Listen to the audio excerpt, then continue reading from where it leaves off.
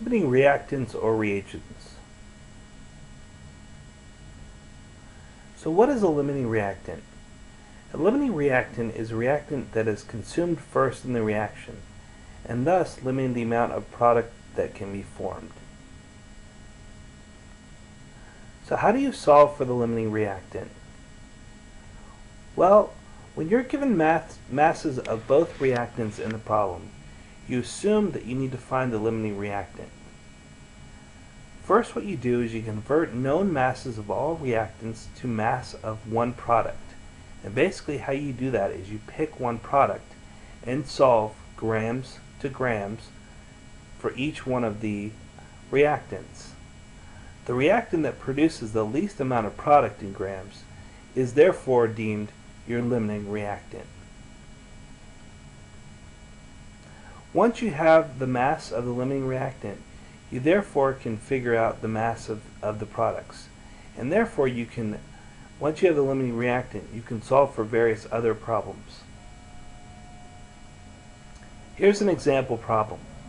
For each of the following reactions, suppose you have 10 grams of each reactant.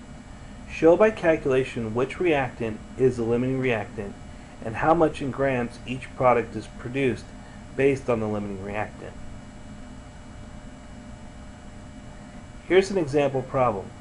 Nitrogen reacts with oxygen to produce nitrogen monoxide. Well, first thing what you need to do is figure out the balanced equation. And here it is.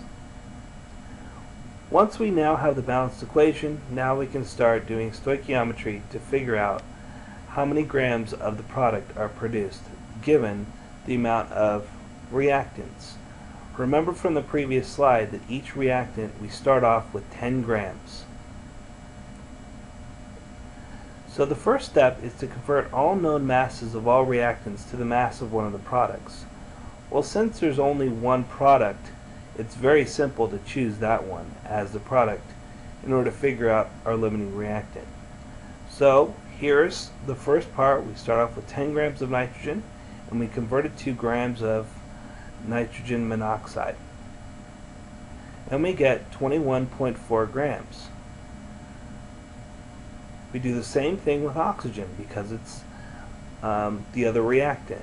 We again start off with 10 grams. Once we do that, we figure out that with 10 grams of oxygen, it only produces 18.8 grams of nitrogen monoxide. So the reactant that produces the least amount of product is the limiting reactant. So if 10 grams of nitrogen produce 21.4 grams of nitrogen monoxide, and 10 grams of oxygen produce 18.8 grams of nitrogen monoxide, we know that since oxygen produces the least amount, then therefore that is our limiting reactant. So what is this info used for? Well, this info is used for many other different types of problems. For example, if we want to figure out the amount of other products produced, we use the amount of the limiting reactant to solve for the mass of the other products given in the problem. Also, maybe we want to figure out how much is left over. When we do that, we have to find the excess mass of the reactant by setting the mass of the limiting reactant and solving for the mass of the other reactants. Subtracting the mass of the reactant necessary for the reaction from the starting value will give us our excess amount.